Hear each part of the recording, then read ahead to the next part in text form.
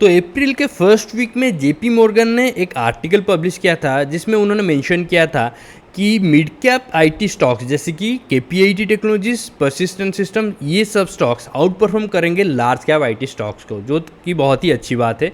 और उसके साथ अगर हम केपीआईटी टेक्नोलॉजीज की स्पेशली बात करें तो हमें पता है कि ईवी सेक्टर में ये एक इंपॉर्टेंट रोल प्ले कर रहा है क्योंकि ये सॉफ्टवेयर बनाता है ईवी गाड़ियों के लिए। लेकिन केपीटी टेक्नोलॉजीज़ का अभी का जो प्राइस चल रहा है ये इतना इम्पोर्टेंट क्यों है हमारे लिए आज स्मार्ट इन्वेस्टर्स, तो चलिए डिस्कस करते हैं इसके बारे में। और मैं आपको बताना चाहूँगा कि अगर आप केपीआईटी में इन्वेस्ट करने में इंटरेस्टेड हैं तो आपको करना चाहिए या नहीं, और कब करना चाहिए, और अगर आप करते हैं तो आपका प्रॉफिट टेकिंग टारगेट्स कब होगा और कितने दिन में, ये सब मैं डिस्कस करने वाला हूँ। तो चलो स्टार्ट करते हैं।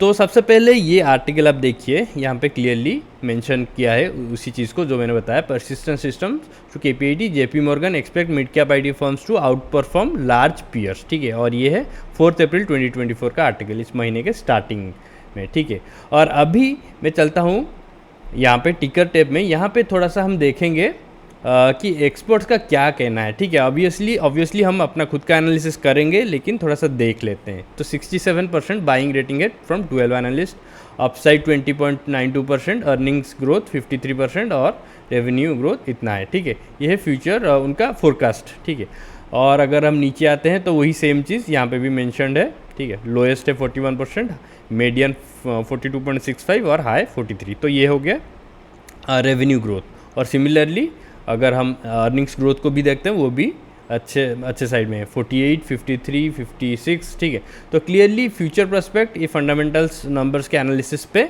और टेक्निकल एक्सपर्ट्स की मतलब जो एनालिसिस है वो क्लियरली बता रहा है कि इसका फ्यूचर अच्छा है केपीटी टेक्नोलॉजीज का। तो अभी चलते हैं प्राइस एक्शन की ओर। ठीक है, तो ये हो गया केपीटी टेक्नोलॉजीज, और अभी जो प्राइस चल रहा है, ठीक है, अभी ये 1500 के नीचे ट्रेड कर रहे हैं। ठीक है, और 1409 अभी चल रहा है। ठीक है, जिस डेट पे मैं रिकॉर्ड कर रहा हूँ। और ये जो लेवल है ये इतना इम्पोर्टेंट क्यों है, तो देखिए सबसे पहली बात ये कि यहाँ पर आने के बाद ये मल्टीपल टाइम्स यहाँ पे सपोर्ट को टच कर रहा है। ठीक है, और हमें पता है कि अगर कोई स्टॉक एक लेवल को बार बार टच करता है, टच करके ऊपर जाता है और फाइनली उसके बाद ब्रेकआउट देता है, तो वो बहुत ही इंपॉर्टेंट होता है क्योंकि उसके बाद उसका रैली बहुत लंबा चलता है। और सिमिलर चीज़ें ये मतलब सिमिलर फैक्टर्स यहाँ पे भी हमें देखने को मिल रहा है। Similar criteria multiple times almost touch कर रहा है ये स्टॉक केपीटी टेक्नोलॉजीज। ठीक है, और उसके साथ अगर मैं एनेबल करता हूँ यहाँ पे 200 डेज मूविंग एवरेज, ठीक है, तो वो देखिए वो क्लियरली इसके साथ अलाइन कर रहा है। ठीक है, क्लियरली इसके साथ अलाइन कर रहा है, इमीडिएटली इसको टच करता है फिर ऊपर चला जाता है, फिर यहाँ पे टच किया और आने वाले कुछ दिन में ऑब्वियसली ऊपर जा चुका होगा यहाँ पे।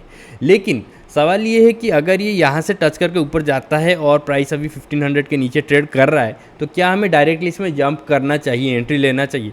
तो नहीं, इमीडिएटली नहीं लेना चाहिए क्योंकि मार्केट ऑब्वियसली थोड़ा सा वीक है, थोड़ा सा अनस्टेबल है, इलेक्शंस हैं और बाकी वार भी चल रहा है वो, तो उसकी वजह से थोड़ा सा मतलब इधर उधर फ्लक्चुएशन हो सकता है। तो इसके लिए हमें कन्फर्म ब्रेकआउट पे ही एंट्री लेना है। कन्फर्म ब्रेकआउट कब होगा?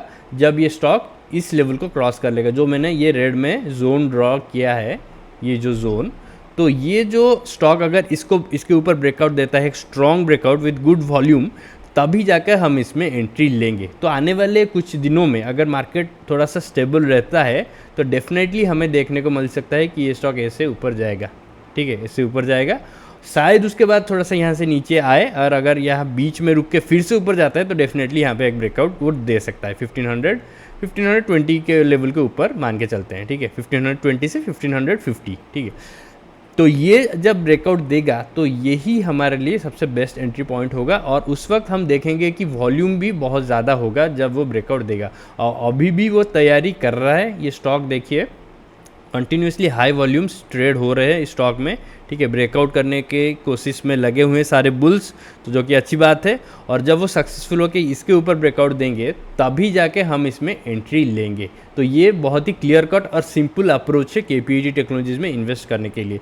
हमें पता चल गया कि इसमें हाँ इन्वेस्टमेंट लायक कंपनी ये है, इसका फ्यूचर पोटेंशियल बहुत अच्छा है।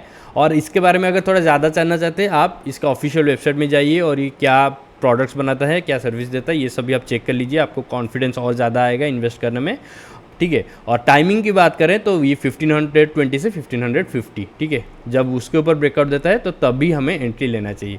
और अभी सवाल उठता है कि अगर हम एंट्री ले लेते हैं तो हमें एग्जिट कहाँ पे करना है, हमें प्रॉफिट टेकिंग क्या होगा, ये मेनली स्विंग ट्रेडर्स और पोजिशनल ट्रेडर्स के लिए, क्योंकि लॉन्ग टर्म इन्वेस्टर तो ऑब्वियसली होल्ड करेंगे, 5 साल से ज़्यादा होल्ड करने में भी उनको कोई प्रॉब्लम नहीं है, ठीक है।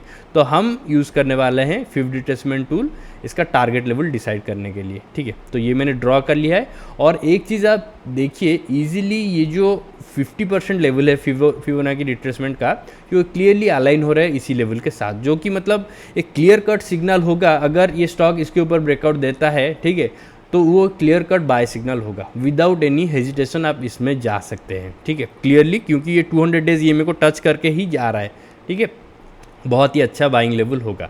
और अगर मैं मान के चलता हूँ आप यहीं पे एंट्री ले रहे हैं 1542.50 यहाँ पे प्राइस है, मैं 1550 राउंड अप करके चल रहा हूँ, वहाँ पे अगर आप एंट्री लेते हैं तो आपका पहला एग्जिट होगा यहाँ पे, ये जो लेवल आप देख रहे हैं 141% और 161%, इसी के बीच में आपका होगा। तो ये देखिए ये लेवल है 1941, ये है 2031, तो इसके बीच का लेवल क्लियरली 2000 हम एक राउंड लेवल लेके चलते हैं। तो आप एंट्री करेंगे यहाँ पे 1550 पे, ठीक है, और आधा सेल करेंगे यहाँ पे जब ये प्राइस टच करेगा 2000, तो आपको मिल रहा है 29%, जो कि बहुत ही अच्छा है, एक बहुत ही अच्छा रिटर्न है।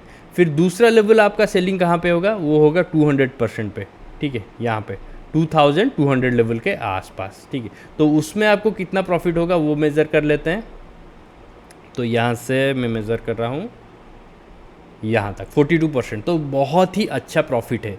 और अगर हम टाइम फ्रेम की बात करें कितने देर में ये अचीव कर सकता है, तो ये 1 ईयर से 3 ईयर्स के बीच में इजीली अचीव कर सकता है। इनफैक्ट 3 ईयर्स तो बिल्कुल नहीं लगने वाला। अगर ये स्टार्ट करता है रैली तो आप देखेंगे कि 6 मंथ से 1 ईयर या फिर 1.5 ईयर मैक्सिमम में ये इजीली हिट कर लेगा ये टारगेट, क्योंकि ये स्टॉक बहुत ही स्ट्रॉन्ग है फंडामेंटली और इसका ग्रोथ पोटेंशियल ज़्यादा है, और आपको फ्यूचर पता ही है ईवी सेक्टर स्टॉक्स का, ठीक है। तो डेफिनेटली अचीव कर लेगा, लेकिन कंजर्वेटिव एस्टिमेट 1 ईयर से 3 ईयर आप लेके चलिए, ठीक है। और अगर सवाल रहता है कि अगर आप लॉन्ग टर्म इन्वेस्टर हैं और ज़्यादा दिन तक होल्ड करने में भी आपको कोई प्रॉब्लम नहीं है, तब आपको प्रॉफिट कहाँ पे लेना चाहिए, तो मैं सजेस्ट करूँगा कि आप आधा प्रॉफिट ये इसी लेवल पे ले लीजिए 2000 से 2200 के बीच में, ठीक है, या तो आधा या फिर 1/3, ठीक है, वहाँ पे ले लीजिए। बाकी जो रिमेनिंग अमाउंट आपका रहेगा, मैं मान के चलता हूँ आधा आप बेच रहे हैं यहाँ पे, फिर उसको आप ट्रेल कीजिए ये 200 डेज ईएमए को यूज़ करके, ठीक है। जब तक स्टॉक इसके ऊपर ट्रेड कर रहा है आप इसमें इन्वेस्टेड रह सकते हैं, इसको आपको सेल करने की ज़रूरत नहीं है बाकी आधा। जब ये नीचे की तरफ मुड़ना स्टार्ट करेगा ऐसे और स्टॉक इसके नीचे आ जाएगा और इसको रेजिस्टेंस की तरह यूज़ करना स्टार्ट कर देगा, तब आप इसमें से पूरा एग्जिट ले लीजिए। तो ये सबसे अच्छा एग्जिट स्ट्रैटेजी रहेगा इन्वेस्टर्स के लिए, और ट्रेडर्स के लिए 2000 2200 ये दोनों एग्जिट लेवल्स हैं उनके लिए, ठीक है।